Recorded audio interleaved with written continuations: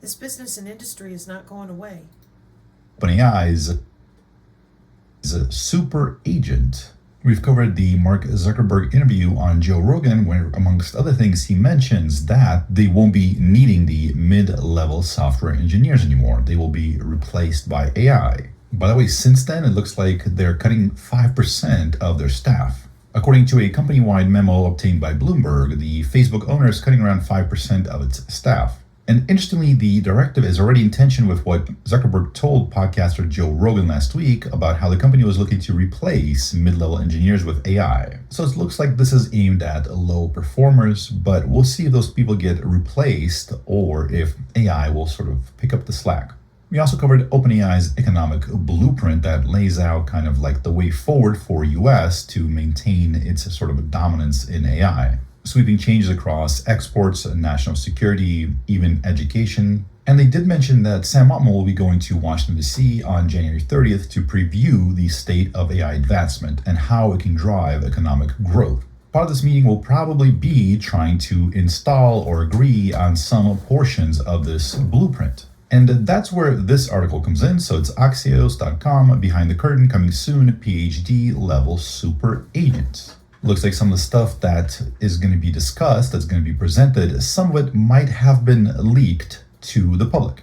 Architects of the leading generative AI model are abuzz that a top company, possibly OpenAI, in the coming weeks will announce a next level breakthrough that unleashes PhD level super agents to do complex human tasks. Probably OpenAI that's going to be announcing this. So Sam Altman will be meeting with the US government behind a closed doors briefing on January 30th. So Zuckerberg is saying in 2025, they're not going to need those mid-level software engineers. And since then, we've also had those layoffs, or at least an internal memo about the upcoming layoffs. They're saying that our sources in the US government and leading AI companies tell us that in recent months, the leading companies have been exceeding projections in AI advancement. This hasn't been really that much of a secret. You know, everybody has their sources, but everything's on Twitter. We've been seeing these leading labs, specifically Logan Kilpatrick at Google, who is ex-OpenAI, a number, Jason Wei at OpenAI, like a number of people that were, I mean, I guess you can say they're being a little bit vague, or at least they're not coming out and saying what the breakthroughs were exactly, which is understandable. There's non-disclosure agreements, etc. But you can tell they're giddy with excitement. The tone of the conversation changed. If you've been watching this channel, you know why I believe that's happening and how the sort of the reasoner models kind of kicked off this kind of recursive self-improvement. That's at least kind of the best theory about what we're seeing, and we have a lot of support for it. But the point is, something's coming down the line, whether that's a GPT-5, or whatever they're going to call the next reasoning model. Like they went from 01 to 03, so what, 05, 07, who knows? And So, I tried to help you out there understand that with the actual business experience from my family and reverse engineering the post office telling me we live in the 6G, those of you who continue to lie about this, you're not helping anybody. We are way, way down the road. That's why the not admitting the nano, not admitting what's going on with AGI. I can't make it make sense. I just can't. I know that there's a ton of you out there that know damn well the things that I talk about here on the channel are nothing more than massive market share. And the way that I know is from going through so much data. Oh my gosh.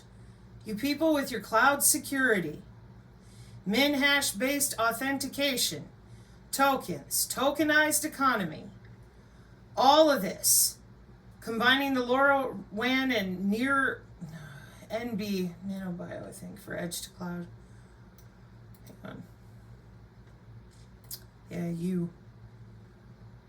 Combining LoRaWAN and NB IoT for edge to cloud low power connectivity, leveraging on fog computing.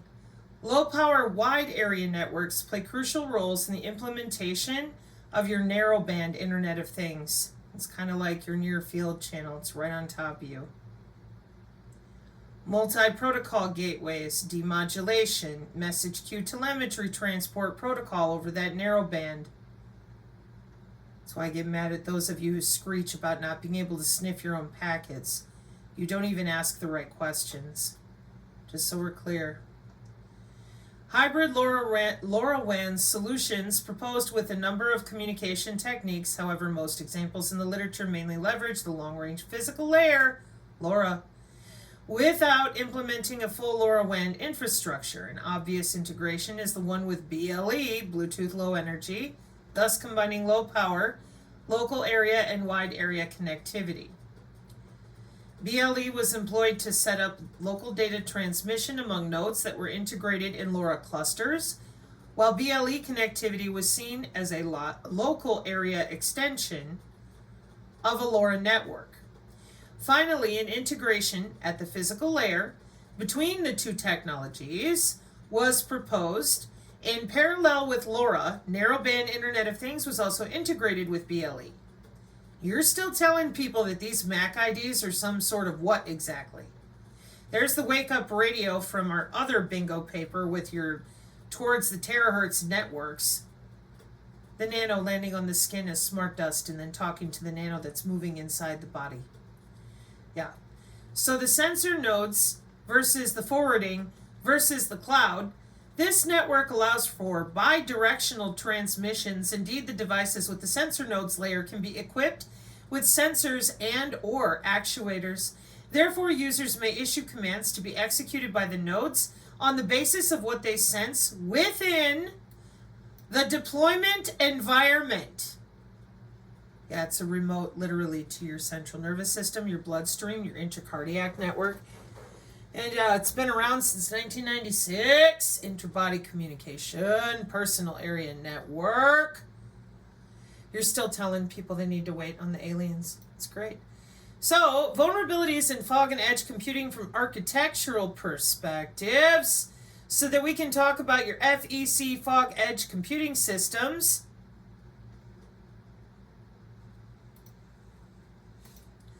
Why I labeled it that way. Sailing through the fog edge. Yeah. Because these are all networks. Network-centric warfare, as well as all the way your smart cities are laid out. Let's see. Why am I here with you? Health research topics. Oh, this is my Holmes Codex page. Hang on. So I pulled some of her papers to talk about too. The SAC Symposium with ComSoc and the IEEE.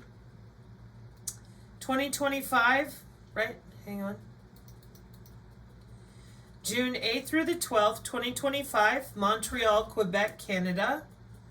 To address increasing demand for electricity as driven by electric vehicles and computation for AI and indeed information, operation and communications technology at large on one hand and net zero carbon emission promises on the other hand, it is urgent to revolutionize current smart grid systems to make them operate more effectively and efficiently in terms of supporting both energy flow and information flow.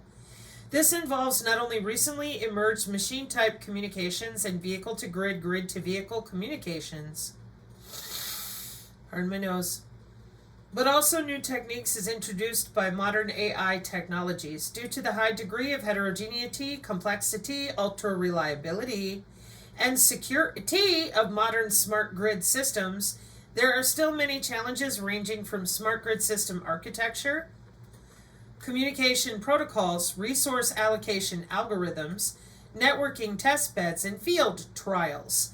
These challenges call for novel and interdisciplinary approaches. The aim of the Smart Grid Communications, SAC Smart Grid Communications, is to bring together researchers from both academia and industry to disseminate and discuss cutting-edge research results in theory, algorithm, and application in the broad area, because you need it all. You have your theoretical people that are like, all right, let's test this out, combine it with the data that we've got from the applications we've already been using, and see where the improvements really are. Adjust algorithm again, model it out, do it again, deploy. In the broad area of smart grid communications, topics of interest include, but are not limited to, network architecture and device placement for supporting smart grid communications, physical layer techniques and resource allocation in smart grid communications. Resource allocation, you just said that. Physical layer techniques, okay. So basic resource allocation in smart grid communications. Medium access control and routing protocols for smart grid systems. Power line communications. There's our favorite phrase lately, data acquisition. Big data management and analytics for smart grid. Demand response management in smart grid systems. Artificial intelligence and machine learning techniques for smart grid systems. Distributed and autonomous control of microgrids. Security and privacy issues in smart grid communications. Digital twin for smart grid systems. Integration of renewable storage units and electric vehicles into smart grid systems. Vehicle to grid and grid to vehicle communications to support smart grid systems. Edge, fog, cloud computing for smart grid systems. Woo! But it's not real, it's not here, it's not deployed, we didn't test it, we didn't research and develop it, where did it come from? Oh my word! Get your donut, there's a pandemic. Let me put something in you, I can tell you what it is.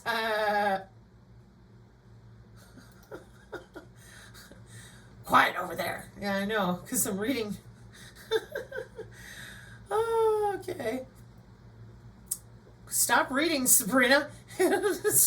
Clearly. Smart metering technologies for smart grid. Machine-to-machine communications for smart grid. No human required. Experimental test beds and field trials. Regulation and standardization efforts for smart grid. And let me see if I can find the religion, the Illuminati, or whatever other crazy crap you lie to people about. I can't. This is, again, a PhD. See, I'm cracking right now. Because every time I do this, I'm like, let's see. Okay. Illuminati, no. Okay. Masons, no. I mean, anomaly, Department of Electronic and Electrical Engineering. Oh, okay. He is currently a chair professor in the School of Hogwarts, Gryffindor, Computer Science, and Electronic Engineering. Now, darn it, I've been to MUFON. They told me it should be the School of Computer Pleiadian Science and Electronic Arturian Engineering. At the University of the Little Green Men from Mars. Just don't tell anybody what a Stargate is a plasma portal through our already engineered living materials really is. Quiet, Barda. DNA sequencing, very creative, neurally modulating PayPal. Leading the Network Convergence Laboratory. Excuse me. Wait, what? The Network Convergence Laboratory. See, there's a laboratory for just about everything, you know. He is also an affiliated professor in China. His main research interests include wireless networks and communications. They're not real. Ah! This is amazing to me. These air molecules on crack that you're pushing around with pressure and sound.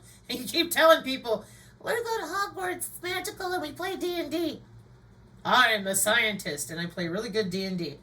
Oh, why can't you tell them about communication, sensing, computing, cooperation, and the new AI for wireless, like Rob Braxman's trying to explain to people with the mesh network, the 6G, and that you, per Deloitte and W-band blockchain, you're a node on the network. Why are we not doing that, given that 50 patents, mushroom! He serves on the editorial boards of a number of IEEE journals. Oh, lovely. Kind of like Professor Achilles. He doesn't exist. Just wave your hand, it'll all go away. Where's my owl? Barcelona. Let's get more awards. These places and spaces and businesses. He was a distinguished lecturer at the IEEE Communication Society from 2020 to 2021. He's a member of your academicians and educationalists, Academia Europea, a fellow of the IEEE, and a fellow of the IET, and a distinguished member of ACM. Why can't we talk about this? Why? Now, is anybody out there at all? Do you understand what you're doing when you do this? Why would you lie about all of this? Containerized networking and all this virtual mesh networking. It's just wireless networks. Like, why are you still doing this to people? Oh, we're going to tell them. I can't find that. And now that I'm closing up here, because there's just so much to go over and I got to pull it apart and get it ready for presentation so that I can go in an order that will make sense to other people, okay? And this is the MBPI Sensor Journal, and the majority of the channel, they already know this stuff. Like, they're not like the rest of you that are still waiting for CNN to tell you. They do. You just don't believe it. This article examines the transformative potential of integrating reconfigurable intelligence surfaces into 6G wireless non-terrestrial networks. Your body isn't the only thing they can use as a movable node, right? Yeah. This focuses on those reconfigurable intelligence surface capability to address diverse user requirements, including secure data transmission, think about visible light communication, only certain lights, power efficiency, extended coverage, and enhanced data rates.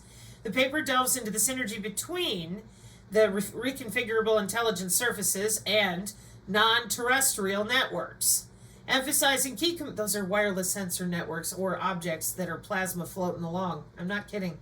Emphasizing key components like multiple input, multiple output systems. Bingo card. Your wireless sensor network floating around your house using the ambient backscatter with an intelligent surface, like the Huawei video. What did I tell you? I said they are following you around your home. I don't want you in my house. You said, get over yourself. We're in everybody's house for 30 years. I'm like, oh, why is it that nobody knows about this? Why is it that nobody knows what you guys have been doing to literally so many people? Well, it's life extension technology, Sabrina. We're very excited. Clearly, 50 years now of brain-computer interfaces, and I just showed a ton of products on the Facebook, and we're still not allowed to talk about the algorithms that dominate our world with their appropriate software, okay? And when I get in here with the way this works, you'll understand why. As a computer networking person who does not lie and is watching this train wreck called society that they engineered this way, I'm looking at you nerds like, hey, there won't be anything left but the sex bots, and you know this. Yeah, but we're going to go to Mars. They're going to put you underground in a data center and burn you out. For the plasmonic wonderware, you're really not. Okay? Because you're lying to your fellow man and you're getting everybody locked up into this dystopian hellscape for nothing more than for you to be able to play video games forever. Dude, if you want to do that for yourself, I understand, Johnny Depp. But doing it to the whole world, that's where I draw the line. So, you guys need to get, I don't know. I mean, maybe you seriously don't know about the von Neumann bottleneck or electronic warfare or plasmonics or having visible light communication since the 1800s. I don't know. But what I don't know. But what I do know is that people are going to be pissed. Well, I don't think that's the case. I think they're going to have, from what I can see with what they're doing right now, they're just, patting everybody on the head until they're dead. You're going to sit around and wait for lawfare in an AI system that exponentiates by the by the way that our body's cells naturally communicate with molecular communication that is being affected by remote environments that we're not even allowed to know about, but our county clerk probably has an iPad or associated person for the fusion centers with the FBI eGuardian program, and none of that is new. Everything I just said is 2016 database forward, not a problem. So you have a bunch of people who can't feel their own skin already because of you. This is software and companies, folks, okay? So what are you doing? You know as well as I do what you're doing. And you know that we're siphoning neurons. And you know that this is all based on healthcare. Okay. And that's why, given that no one else seems to know anything about what you're doing under their skin, none of this makes any sense to anyone who still has a beating heart in their chest. This is intra-body and inter-body signal flow, where they get to go learn all this math for load balancing body area networks, and you're still calling it shedding. Well, it's shedding in the molecular communication way that everybody does, but then it's going to be balanced. Then it's going to be toyed with, and that's for national security. So, you'll have to excuse me, but I guess my problem was being too willing to read to people that I feel are worthy of being honest about what you do when you go to work. Mark 5:36. Amen.